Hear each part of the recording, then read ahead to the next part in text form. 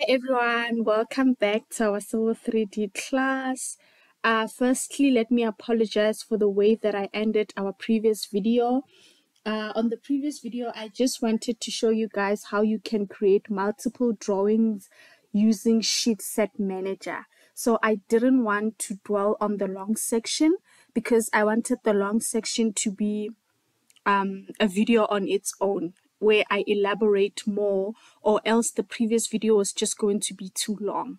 So today I will be diving into long section creation in detail. And yeah, let's get right into it. So the first thing first that you are going to do, you are going to create a surface for your road. So you are able to create a surface from your corridor. How you do that, you will go under your corridor tab here under the prospector tab. You go under corridors, you right click and say properties. As soon as this page comes up, okay, let me just delete this current surface that is there. You go under the one that says surfaces, and then you click this first one that says create a corridor surface. So after you've clicked it, this is what it's going to come up. You can just give it a name. If you click on it, I don't want it to say surface. I just want it to say CD Road A. I want the surface style to be triangles. You say OK.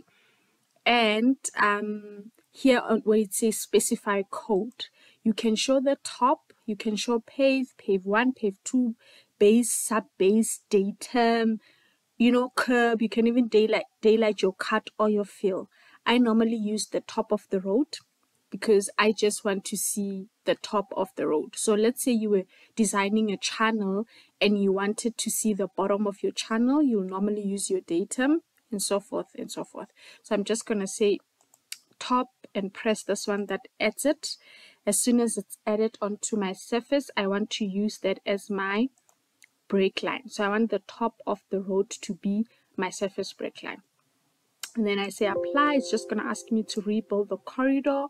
And as soon as it has rebuilt the corridor, I say OK. So now if you come under surfaces, you'll see that there's our natural ground level. And then there's one that says CD Road A.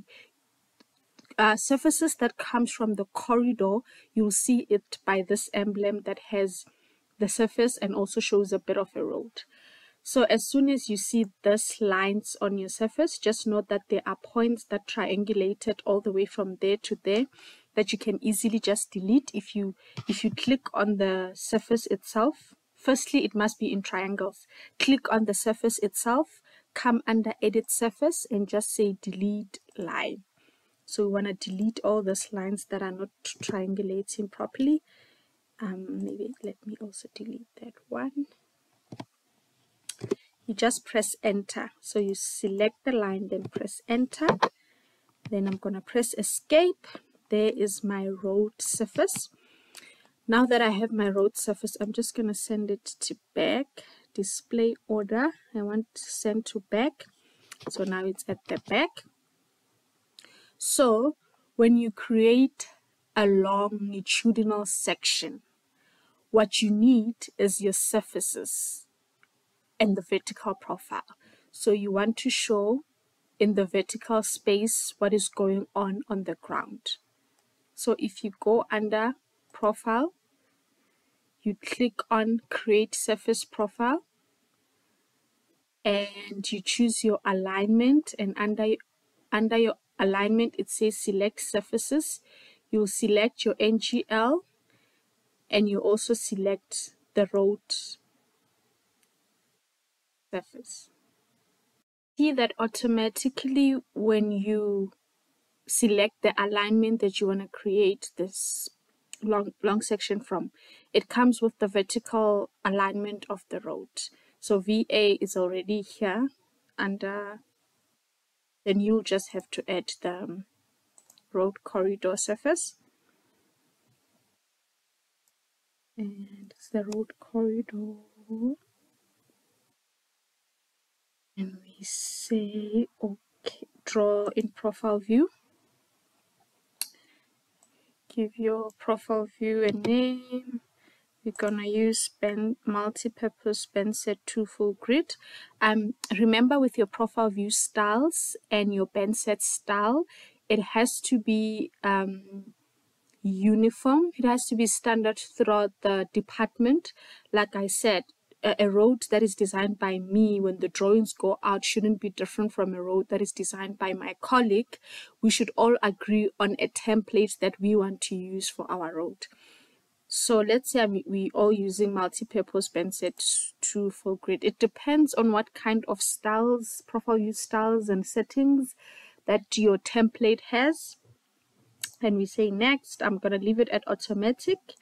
Next, I'm also going to leave it at automatic. If I feel like the height is longer, I can always just come to user specified and change it here. But for now, I'm going to leave everything at automatic. And then I'm going to say next. It's asking me the Bandset. So here, for now, I'm going to use a Bandset style that we use as a department. So I'm going to put it there. So this is how our road is looking. So the red line is how we want the road to look. And then the blue line is currently our existing ground level. So if you click on the red line, right? If you right click and say edit labels, you want to put labels on your line, any label. If you put lines, you want it to show you the slope, the percentage. You can choose the slope in percentage, or you can choose in 1 in 100, or 1 in 10, or 1 in. So I normally like putting it in percentage, and you say add. So again, you want to see your curves. So I'm going to say crest curve and also seg curve. Remember, the vertical profile is basically to see your vertical curve. So you want to see your seg curve and your crest curve at the end of the day. So we say apply and we say okay. So firstly, the road will go at 0.9%. So depending on what kind of a road you're designing, if you are in South Africa, we have a national road which is governed by the SANRAL manual. And if maybe you're designing a municipal road, we have different municipalities that have their own standards and specification. I also use the red book from CSIR. If there are certain things that maybe you can't find in your municipality, you can always use the red book, the CSIR one. And in design, the main thing for you is to follow standards that you, at the end of the day, you're able to say, this is what I followed. I achieved this result because I was following this standard. Say, for example, whatever standard that you're using, it will come and say your K value, the minimum must be, let's say 50, or minimum is 5 or whatever. So if it's giving you a minimum of 5 and maybe a maximum of 100, you already know that in this case, you went above the design limits. So you have to come and tweak your road now. Let's say maybe you'll have to reduce it, or you see now it's 98, it's within. So at the end of the day, you take those standards and specification that you want to follow, you sit down and you're like, okay, so they're saying that the length, LVC, stands for length of vertical curve. So maybe the manual says the length of a vertical curve must be 20, for example, minimum, and 30 maximum. Then when you look at yours, you're like, oh, okay, I fall within the standard. So you leave it as is. So this is what you're checking in the vertical spec when you're designing. You're checking your K value, you're checking your length of your vertical curve, and you're just making sure that in all of them you are complying. And as soon as you comply with that, you come back to your long section. So your long section, in your long section, you have to show your distance. You must show the distance. You must show your existing ground levels. You must show your center line of the road, the left edge and the right edge. So in this one, it must correspond with your cross section, because basically it's the cross section of the road. So if the contractor comes at distance chainage 20, for example, and he wants to set it out, if he looks at the long section, the center line must be same as that on the cross section. The left edge and the right edge must also be the same as that on the cross section. So let me show you how you can put your left edge and your right edge. So you can go under the corridor tab, under utilities, and you say create profile from corridor. It says select your corridor feature line. You must just make sure that if 0 is here, that means this side will be your left hand side and down here will be your right hand side. So you're gonna click, okay, let's start on the left hand side. You're gonna click on the left, and then when you come here, you will give it ETW left. So this is on your left, and you say okay, and then you click the one on your right, and you give it ETW right, and you say okay. So if you go back to your longitudinal section, you will be able to see that something happened here. Previously we only had one line, but now we are having two lines. We are having the right one and also the left one. You can't see it because they are more or less on the same elevation. You only see it when I put it here on the corridor profile. So if you click on it, right click and say profile view properties, center line must follow your vertical alignment of the road. Your existing profile is your NGL. So your existing will be your NGL. That's your NGL. Your left edge is now ETW left, and your right edge is ETW right, ETW right. Say apply, say okay. So you'll see there's your center is at 885, and then your left edge is at 785, and your left edge is at 785. So that's your right edge and your left edge. You'll see that it's not like the same everywhere, but it's the same.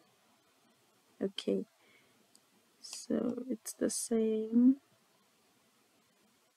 that 2%. Okay, so as soon as you have your left edge and your right edge, your horizontal alignment, it's basically telling them to go in one direction until they find the curve, which is this curve here, if you remember.